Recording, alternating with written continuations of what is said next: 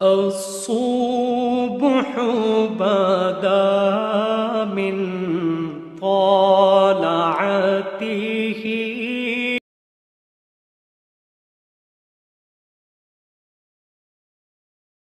رکوع مکمل ہوئے۔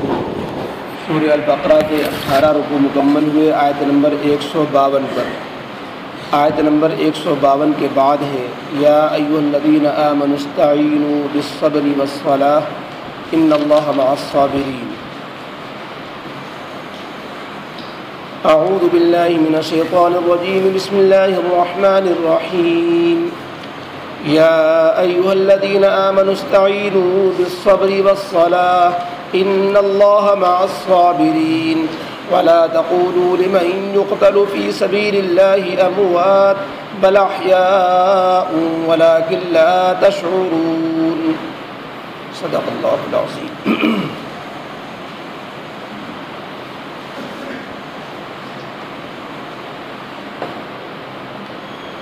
اوپر کے دو رکوع میں قبلے کی تبدیلی اور خانہ کعبہ کو قبلہ بنائے جانے سے متعلق مضمون تھا۔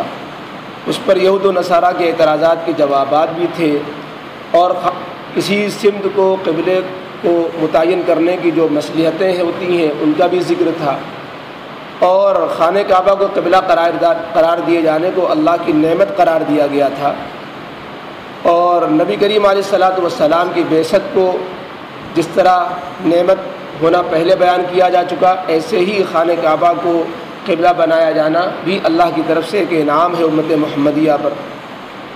اس پر آخری آیت میں فرمایا گیا تھا اوپر کہ جب اللہ کی طرف سے یہ انعامات ہیں تو اللہ کو خوب یاد کرو، اللہ کا شکر ادا کرو۔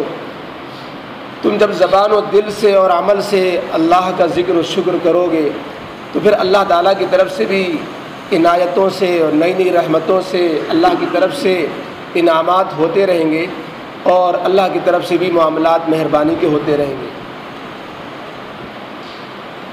نعمتوں پر شکر اور اللہ کو کی حمد و ثنا کرنا، اس کا حکم تو اوپر آیا۔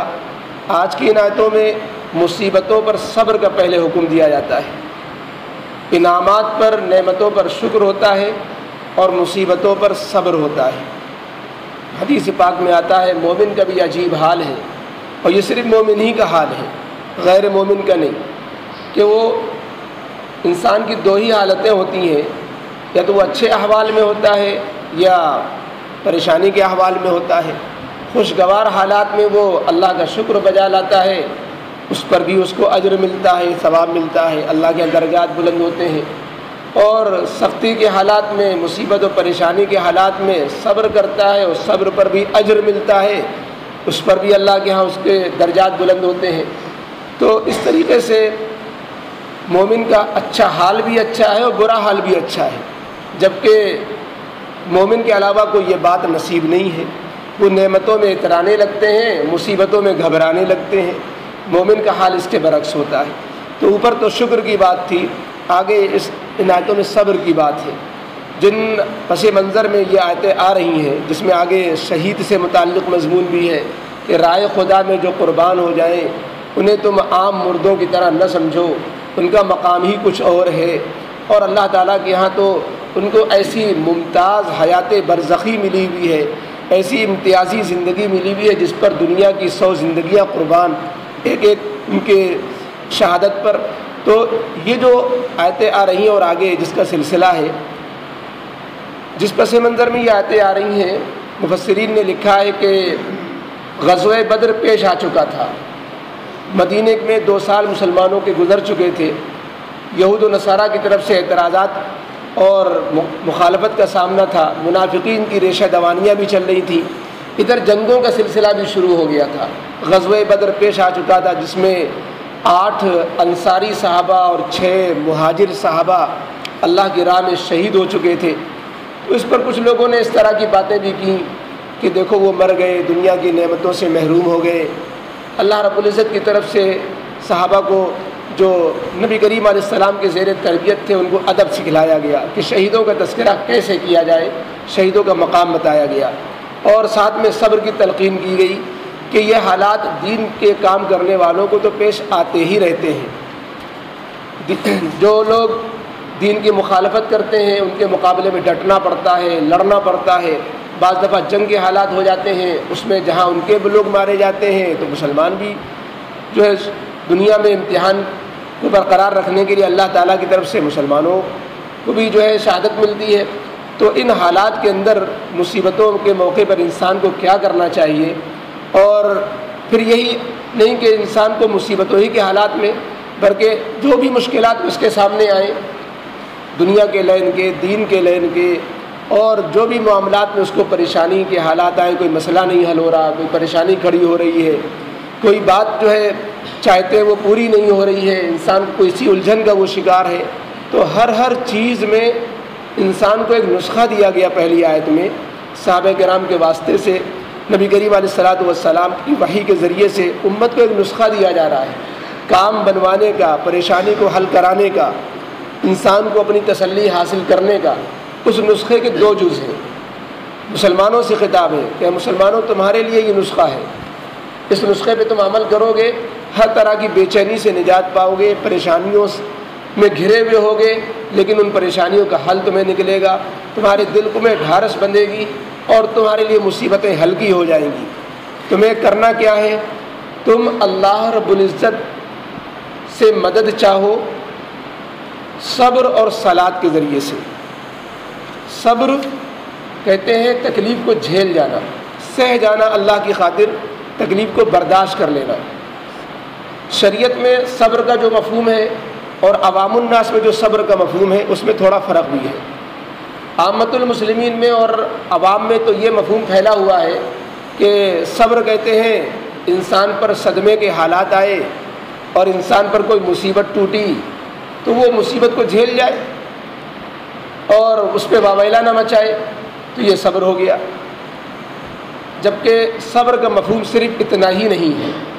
شریعت میں صبر کا اطلاق 3 چیزوں پر ہوتا ہے، جس کے 3 شعبے ہیں، 3 اجزاء ہیں۔ ان 3 چیزوں کے مجموعے پر انسان کو صابر کہا جاتا ہے۔ صبر کے دراصل معنی آتے ہیں نفس کو قابو میں رکھنا، ناگوار چیز کو اللہ کی خاطر برداشت کر جانا، نفس کو دبا لے جانا اور ناگوار چیزوں کو برداشت کر لے جانا۔ اب اس کے 3 حصے ہوتے ہیں، 3 طرح کا صبر ہوتا ہے یا اس کے 3 اجزاء ہوتے ہیں۔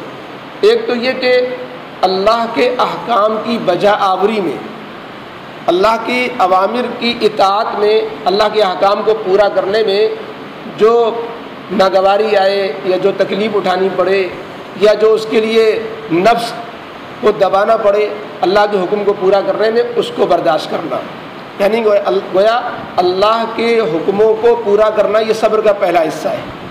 صبر کا دوسرا جز، صبر جو کی دوسری قسم یہ ہے کہ اللہ نے جن چیزوں کو منع کیا ہے، شریعت میں جو چیزیں منع ہیں، ان چیزوں سے بچنے کے لیے خواہ انسان کو ناگواری ہو، آنکھیں غلط چیز دیکھنا چاہتی ہیں، آنکھوں کو روک رہے ہیں، دل غلط چیز کو سوچنا چاہتا ہے، دل کو کنٹرول کر رہے ہیں، غلط جگہ قدم جانا چاہتے ہیں، قدم کو روک رہے ہیں، تو اس میں بھی تو پریشانی آتی ہے۔ اللہ والے کہتے ہیں کہ گانا کسے نہیں اچھا لگتا؟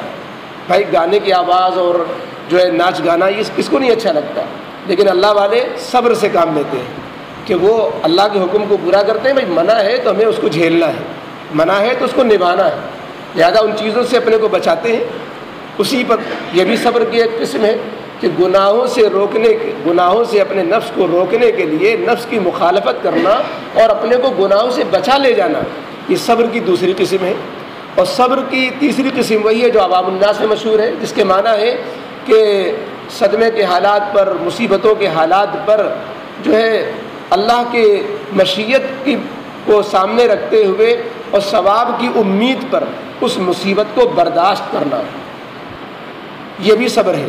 تو ان 3 چیزوں کے مجموعے سے صبر ملتا ہے کہ اللہ کی اطاعت بھی ہو رہی ہو، گناہوں سے پرہیز بھی ہو رہا ہو، اور مصیبتوں کے حالات آ جائیں تو اس کو اللہ کی مشیت اور اللہ کی مصلحت سمجھ کر اور ثواب کی امید پر اس کو برداشت کر لیا جائے۔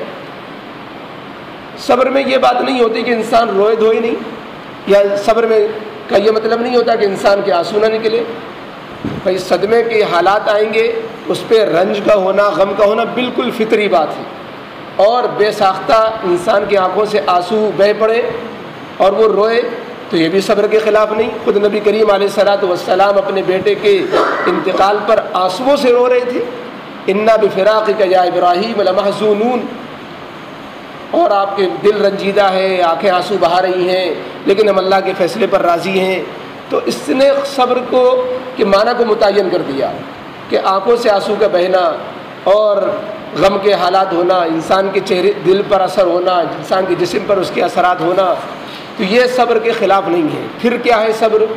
صبر ہے اللہ کی مشیت پر، کہ اللہ کی طرف سے جو قضا و قدر ہے، جو اللہ کا تقدیری فیصلہ ہے، ہم اس پر راضی ہیں.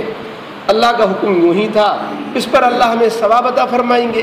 یہ کہہ کر کے اپنے دل کو سمجھا لے جانا، یہی صبر ہے، اسی کا نام صبر ہے. اور زبان پر ہر پہ شکایت نہ آئے، اعتراض نہ ہو، اللہ سے بدگمان نہ ہو، یہ بے صبری ہے. اس کی مثال بالکل ایسی ہے، بڑی اچھی مثال ہے کہ انسان ڈاکٹر کے پاس جاتا ہے، ڈاکٹر آپریشن کرتا ہے، انجیکشن لگاتا ہے. بعض دفعہ جو ہے جس کا آپریشن ہو رہا ہوتا ہے یا جس کے چیر پھاڑ ہو رہی ہوتی ہے، وہ ہوش میں ہوتا ہے تو چیختا ہے، چلاتا ہے، کراتا ہے. بعض دفعہ اس کے آنسو نکل آتے ہیں، چیخ نکل پڑتی ہے، لیکن اس کے باوجود ڈاکٹر سے اس کو شکوہ نہیں ہوتا، ڈاکٹر سے وہ ناراض نہیں ہوتا، ڈاکٹر سے وہ بدگمان نہیں ہوتا، بلکہ ڈاکٹر کا اور محسن ہوتا ہے کہ ڈاکٹر صاحب نے ہمارے لیے اچھا کیا کہ آپریشن کر دیا، اس کی وجہ سے ہم کو صحت مل گئی. تو بس یہی حال ہمارا تکلیفوں پر اللہ کے ساتھ ہونا چاہیے کہ یقیناً اس میں کوئی مصلحت ہے اور ہمیں ضرور تکلیف ہو رہی ہے، ہمیں ضرور صدمہ ہو رہا ہے، لیکن اللہ کا فیصلہ ہے، اس میں ہمیں ثواب ملے گا، اس پر ہمیں اجر ملے گا. اسی کا نام صبر ہے. تو یہاں پر ایک چیز تو یہ بتائی کہ انسان کو ہر موقع پر صبر سے کام لینا ہے، نیکیوں کے کرنے میں، گناہوں کے چھوڑنے میں، تکلیفوں پر کو برداشت کرنے میں صبر سے کام لینا ہے. ایک نسخہ تو یہ ہوا. دوسرا نسخہ یہ ہے کہ اپنے مشکل کو حل کرانے کے لیے، کام بنانے کے لیے نماز کی طرف رجوع ہونا ہے. جیسا کہ حدیث میں آتا ہے، کوئی بھی اہم معاملہ آتا، نبی کریم علیہ الصلوۃ والسلام لپک پڑتے نماز کے لیے. آندھی چل رہی تھی، ایک صحابی نے کہا دیکھیں نبی کریم علیہ السلام کیا کر رہے ہیں، تو دیکھا نبی کریم علیہ السلام نماز پڑھ رہے ہیں. آندھی تیز چلی، ہوا چلی، اولے گرے، زلزلے آنا شروع ہوئے، آگ لگی. ان موقعوں پر نماز کی طرف لپک کر کے چلے گئے. کوئی مصیبت آئی، موت ہوئی، کسی کا انتقال ہوا، کوئی معاملہ ہو گیا، تو نماز کی طرف لپک پڑے. یہ دو نسخے بتائے گئے کہ نماز کے ذریعے سے فرائض جو ہے وہ تو ہے ہی اپنی جگہ. نماز انسان کو تو ہمہ وقت اس کا اہتمام کرنا ہے، 5 وقتہ نماز کا، لیکن یہ صلاۃ الحاجہ، یہ صلاۃ الاستخارہ، یہ صلاۃ التوبہ، اور یہ جو نمازیں خاص موقع پر صلاۃ الاستسقاء، یہ نمازیں وہی ہیں جن کے ذریعے سے اللہ سے مدد چاہی جاتی ہے. کہ ہر موڑ پر ایک عالم صاحب تھے، فرماتے ہیں ان کے حالات میں لکھا، شیخ ابو علی سینا رحمۃ اللہ علیہ، کہ کوئی مشکل مسئلہ آتا، کتاب میں حل نہیں ہوتا، میں وضو کرتا، 2 رکعت نماز پڑھتا، اللہ سے کہتا یہ مسئلہ حل نہیں ہو رہا ہے. اللہ رب اس کے بعد پھر میں دعا مانگ کر کے کتاب اٹھاتا، وہ مسئلہ حلوہ ہو جاتا، حل کے بجائے وہ حلوہ بالکل آسان، بالکل حل. تو گویا ہر مسئلے میں رجوع کرنا ہے. صرف یہی نہیں کہ کوئی مشکل آن پڑے اور مقدمہ پھنس گیا تو ہم صرف اللہ کی طرف رجوع ہوئے، صرف دنیاوی مقاصد کے لیے، بلکہ تمام مواقع کے اندر اللہ کو راضی کرنا. اور نماز جب نماز کی طرح ہوگی، خشوع و خضوع آداب کے ساتھ، اس کی اپنی تاثیر ہوگی. تو صبر و صلات کی یہ تاثیر ہے کہ اس سے اللہ کی مدد آتی ہے. اسی لیے قرآن نے یہاں پر کن چیزوں میں مدد طلب کرو، اس میں عربی گرامر کے اعتبار سے مفعول کو ذکر نہیں کیا. یا ایھا الذین آمنوا استعینوا، اے ایمان والو تم مدد چاہو. کن چیزوں میں مدد چاہو، اس میں عموم رکھا کہ تم ہر لین میں اللہ سے مدد چاہو. کوئی خاص مسئلہ نہیں جس میں مدد چاہو، تمام مسائل میں تم اللہ سے مدد چاہو صبر و صلات کے ذریعے سے. اور پھر اللہ تعالیٰ نے کہا جب تم صبر و صلات کو کر لو گے تو پھر اللہ تعالیٰ کی طرف سے اتنا بڑا تسلی والا جملہ ہے کہ اگر دنیا کا کوئی بڑا آدمی یہ تسلی کا جملہ ہمیں کہہ دیتا ہے تو ہمیں تسلی ہو جاتی ہے. لیکن آج ہماری ایمان کی کمزوری ہے کہ اتنا بڑا جملہ اللہ رب العزت کی طرف سے فرمایا جا رہا، ہمیں تسلی نہیں ہوتی. ان اللہ مع الصابرین، دیکھو اللہ کی مدد صبر کرنے والوں کے ساتھ ہے. اللہ تمہارے ساتھ ہے. اگر ڈی ایم کا فون آ جائے، اچھا تمہارے لیے مشکل پیش آ گئی ہے، اچھا تم کو جو ہے دشمنوں نے تم کو غلط پھنسا دیا ہے، ٹھیک ہے گھبراؤ نہیں، ہم تمہارے ساتھ ہیں. ایک افسر کا فون آ جائے، جو تھانے دار کا فون آ جائے، داروغہ کا فون آ جائے، تو انسان کو تسلی ہو جاتی ہے، گھبرانا مت، ہم تمہارے ساتھ ہیں. نمٹ لیں گے، سمجھ لیں گے، تو انسان کو تسلی ہو جاتی ہے۔ اللہ رب العزت فرما رہے ہیں ان اللہ مع الصابرین، صبر کرنے والوں کو گھبرانے کی کوئی بات ہی نہیں ہونی چاہیے، وہ انہیں اللہ کی مدد کا یقین ہونا چاہیے۔ جب اللہ ساتھ ہے پھر جو ہے کام کیسے نہیں بنیں گے؟ بگڑے ہوئے نقشے کے اندر بھی اندر چھپا ہوا ہوگا کام کا بنا ہوا ہونا، ہمارے سمجھ میں نہیں آ رہا ہوگا کہ کام کیسے بن رہا ہے، لیکن نتائج بتا دیں گے اور انجام بتا دے گا کہ اس کے اندر اللہ کی کیا مصلحتیں چھپی ہوئی تھیں۔ تو اس لیے پہلی آیت کا مضمون بنا کہ اے ایمان والو، تم تمام مواقع میں صبر و صلات کے دامن کو تھامے رہو، اللہ کی مدد صابرین کے ساتھ ہوا کرتی ہے، اور صبر میں جب اللہ کی مدد ہے تو نماز کے ساتھ اللہ کی مدد کیوں نہیں ہوگی؟ مفسرین نے لکھا کہ یہاں پر صبر کہا، نماز نہیں کہا، کیونکہ نماز خود صبر ہے۔ اس کے اندر آدمی کھانے سے رکتا ہے، پینے سے رکتا ہے، بات کرنے سے رکتا ہے، اللہ کے سامنے متوجہ رہتا ہے، نفس کو قابو میں رکھتا ہے، خیالات اللہ کی طرف ہوتے ہیں۔ تو جب صبر کرنے میں جس میں آدمی نماز کی حالت میں نہیں ہوتا اس پر اللہ کی مدد ہے، تو نماز کی حالت میں جس میں صبر بھی پایا جاتا ہے، اس صبر کا وہ عملی نمونہ ہے ایک قسم کا کہ وہ تھوڑی دیر کے لیے پوری طرح صابر بنا رہتا ہے، تو اس پر اللہ کی مدد ضرور ہوگی۔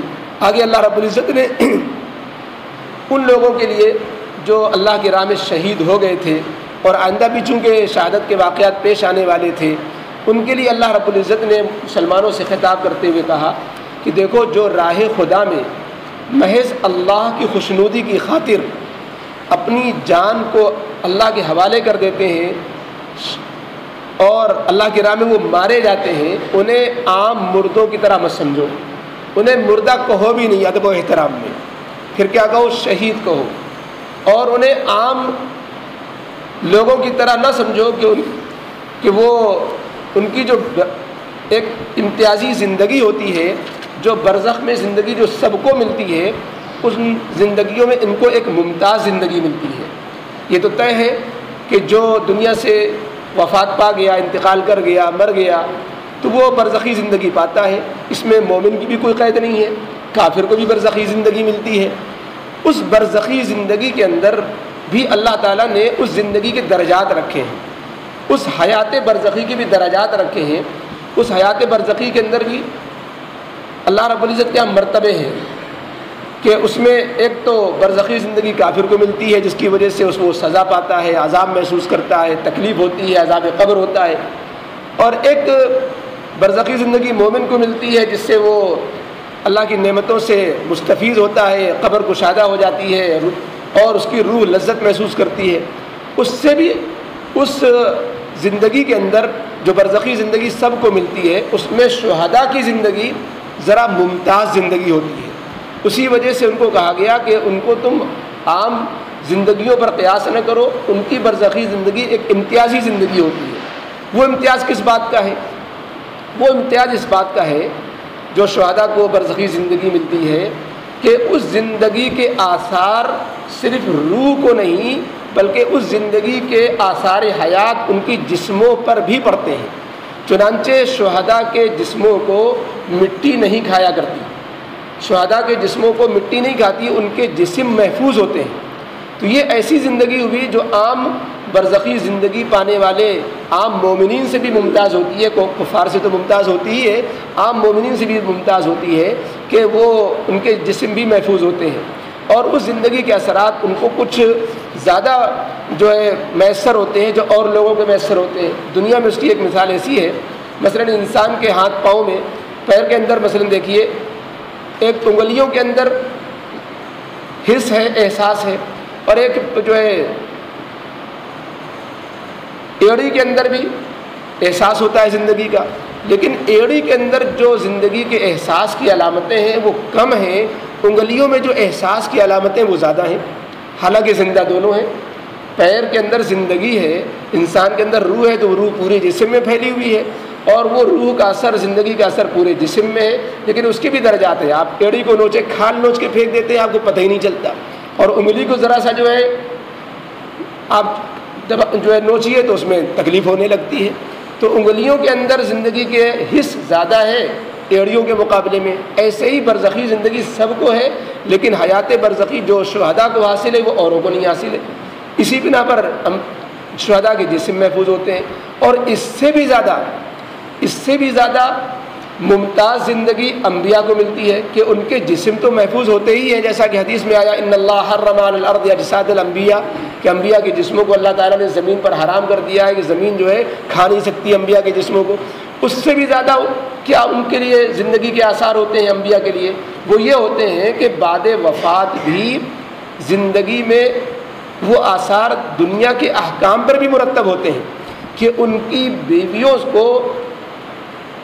بیویوں سے نکاح نہیں کیا جا سکتا، انبیاء کی بیویوں سے ان کے بعد وفات بھی نکاح نہیں کیا جا سکتا، اس لیے کہ وہ حیات ہیں۔ اور اسی طریقے سے انبیاء کی میراث تقسیم نہیں کی جا سکتی کیونکہ وہ حیات ہیں، وفات تو پا گئے، اور قرآن نے کہا انک میت وانہم میتون وما محمد الا رسول قد خلت من قبل الرسل افئن مات، لفظ موت بھی استعمال کیا نبی کریم علیہ الصلوۃ والسلام کے لیے قرآن نے، لیکن اس کے باوجود وہ جو برزخی زندگی اتنی حیات جو برزخی ہے وہ اتنی ممتاز ہے کہ دنیا کی زندگی کے اتنے مشابہ ہے کہ اس میں اللہ رب العزت کی طرف سے کچھ دنیاوی احکام بھی ان کی وفات کے بعد باقی رکھے گئے کہ ان کی بیویوں سے نکاح جائز نہیں، ان کی میراث تقسیم نہیں ہوگی۔ یہ تو سب سے زیادہ حیات برزخی میں امتیازی زندگی ملی انبیاء کو، پھر شہداء کو، اور پھر عام مومنین کو، پھر کفار کو۔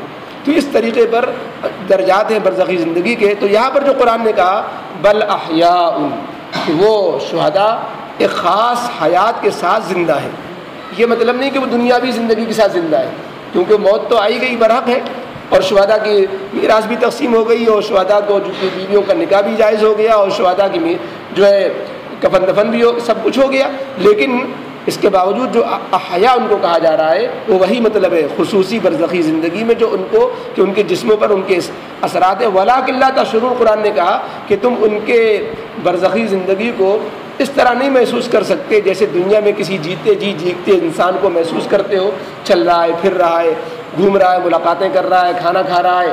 دنیا میں ایک انسان کی زندگی کو جو تم محسوس کرتے ہو، برزخ کی زندگی کو تم اس طرح محسوس نہیں کر سکتے ہو۔ حضرت عبداللہ بن مسعود رضی اللہ تعالیٰ عنہ سے ان کے شاگرد مسروق تابعی رحمۃ اللہ علیہ نے پوچھا کہ اس آیت کے کیا معنی ہے جو قرآن نے کہا کہ وہ زندہ ہیں اور ان کو مردہ نہ کہو؟ سورہ آل عمران کی آیت کو لے کر پوچھا تھا، وَلَا تَحْسَبَنَّ الَّذِينَ قُتِلُوا فِي سَبِيلِ اللَّهِ أَمْوَاتًا بَلْ أَحْيَاءٌ عِندَ رَبِّهِمْ يُرْزَقُونَ۔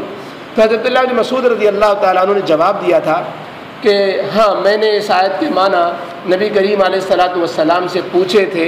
نبی کریم علیہ السلام نے یہ بتایا تھا کہ شہداء کی روحیں پرندوں کے جوف میں، ان کے پیٹ میں داخل ہو جاتی ہیں، ان کی پوٹلی میں داخل ہو جاتی ہیں، اور وہ جنت کے پرندوں کی طریقے بن کر کے وہ ادھر ادھر درختوں میں چہچہاتی پھرتی ہیں، اور شام کو آ کے بسیرا کرتی ہیں، پھر وہ چہچہانے لگتی ہیں۔ یہ شہداء کی روحوں کے ساتھ ہوتا ہے، وہ جہاں چاہتی ہیں جنت میں جو ہے کہ عیش سے اور جنت کی نعمتوں سے فائدہ اٹھاتی رہتی ہیں۔ اللہ رب العزت ان جو ہے روحوں سے کہتا ہے، کا اعلان ہوتا ہے کہ تمہیں کچھ اور چاہیے؟ کہتے ہیں اللہ ہمیں کیا چاہیے، ہم تو جنت میں ہیں۔ کہا تمہیں اور کچھ اور چاہیے؟ 3 مرتبہ سوال ہوتا ہے، تو یہ لوگ بھی سوچتے ہیں کہ کیا طلب کریں، اللہ کی طرف سے مطالبہ ہے کہ بتاؤ تمہیں کچھ اور چاہیے۔ تو وہ تمنا کرتے ہیں کہ اللہ ہم یہ چاہتے ہیں کہ ہم دنیا میں دوبارہ بھیجے جائیں، پھر جو ہے شہید ہوں، پھر زندہ کیے جائیں، پھر دنیا میں بھیجے جائیں، پھر شہید ہوں۔ ہم بار بار شہادت چاہتے ہیں کہ اس شہادت سے آپ کی اتنی خوشنودی، اس شہادت پر اتنا بڑا درجہ، ہم شہادت بار بار چاہتے ہیں۔ تو اللہ تعالیٰ فرماتے ہیں یہ تو تم نے ایسی چیز مانگی کہ وہ ہمارے قانون کے خلاف ہے۔ ہم دنیا کی زندگی کے ختم کر دینے کے بعد ہم دوبارہ دنیا میں نہیں بھیجایا کرتے، پھر دنیا میں دوبارہ نہیں لوٹایا کرتے۔ جو دنیا میں سے آخرت میں جس کو بلا لیا جاتا ہے اس کو دوبارہ دنیا میں نہیں بھیجا جاتا، اس لیے یہ تو مطالبہ نہیں پورا ہوگا، باقی تمہارے لیے تمام وہ نعمتیں ہیں جو جنت میں ہیں۔ تو غرض ہے کہ یہ اس آیت کی تفسیر میں اس سے یہ معلوم ہوا کہ ان کو جنت کا رزق دیا جاتا ہے، اور وہ خوش و خرم ہوتی ہیں، اور وہ جنت میں جو ہے روحیں ان کی رہتی ہیں، اور ان کے جسم یہاں محفوظ ہوتے ہیں۔ تو یہ شہداء کی امتیازی شان ہے۔ لیکن شہید کہتے کسے ہیں؟ قرآن نے اشارہ کر دیا فی سبیل اللہ لمن یقتل فی سبیل اللہ، اللہ کی خاطر، اللہ ہی کی راہ میں جو قتل کیا جائے۔ وہ جو شہید وطن اور شہید قوم، جو کافروں تک کو بھی لقب دے دیا جاتا ہے، صاحب یہ شہید وطن ہے، یہ شہید قوم ہے۔ یہ شہید مراد نہیں جو قوم کی خاطر مارا جائے، رنگ و نسل کے جھگڑوں میں مارا جائے، زمین کے جھگڑوں میں مارا جائے، وطن کی خاطر مارا جائے، وہ اس کو شہید نہیں کہا جاتا۔ شہید تو اسلام میں وہی ہے جس کے لیے فضائل ہے، مناقب ہیں، جو اللہ کی راہ میں اللہ کی خوشنودی کے لیے اخلاص کے ساتھ دین کی خاطر جن کی جان اللہ کی راہ میں نکلے، وہ شہید ہوتے ہیں۔ فرمایا یا ایھا الذین آمنوا استعینوا بالصبر والصلاۃ، اے ایمان والو تم تمام مواقع میں اللہ سے مدد طلب کیا کرو صبر کے ساتھ اور صلاۃ نماز کے ذریعے سے۔ ان اللہ مع الصابرین، آج ہم لوگوں کا حال یہ ہے کہ جب کوئی بات پیش آ جاتی ہے تو ہر طرح کی تدبیر، اس سے مشورہ اور یہ حل اور یہ دوڑ بھاگ، اور صبر و صلاۃ کے نسخے کو اخیر میں اپناتے ہیں جب تدبیریں فیل ہو جاتی ہیں، جبکہ شروع ہی میں اس کو اپنانا چاہیے۔ تدبیر بھی اللہ کا حکم ہے اس لیے اپنانا چاہیے، نبی کریم علیہ السلام کی سنت ہے اس لیے اپنانا چاہیے، لیکن صبر و صلاۃ نبی کی پہلی سنت ہے۔ تو یا ایمان والو تم جو ہے استعانت اللہ سے مدد طلب کرو صبر و صلاۃ کے ذریعے سے۔ حضرت شاہ ابرالق صاحب کا ملفوظ ہے کہ بھئی دعا بھی ضروری ہے اور دوا بھی ضروری ہے، اور حروف تہجی میں ترتیب میں عین پہلے ہے، واو بعد میں ہے، لہذا دعا پہلے کرو، دوا بعد میں شروع کرو۔ تو اس طریقے پر دعا اور دوا دونوں کے ساتھ مسئلے کو حل کرنا چاہیے۔ تو ایمان والو تم مدد طلب کرو صبر و صلاۃ کے ذریعے سے۔ ان اللہ مع الصابرین، بے شک اللہ صبر کرنے والوں کے ساتھ ہے۔ ولا تقولوا لمن يقتل في سبيل الله اموات، اور تم ان لوگوں کے شان میں جو راہ خدا میں شہید کیے گئے انہیں اموات عام مردہ کی طرح مت کہو، عام مردہ انہیں مت کہو، بل احیاء، بلکہ وہ خاص امتیازی زندگی کے ساتھ زندہ ہیں، وہ زندہ ہیں ایک خاص امتیازی زندگی کے ساتھ جو برزخ میں انہیں ملی ہوئی ہے۔ ولکن لا تشعرون، لیکن تم اس زندگی کو دنیا میں رہتے ہوئے محسوس نہیں کر سکتے۔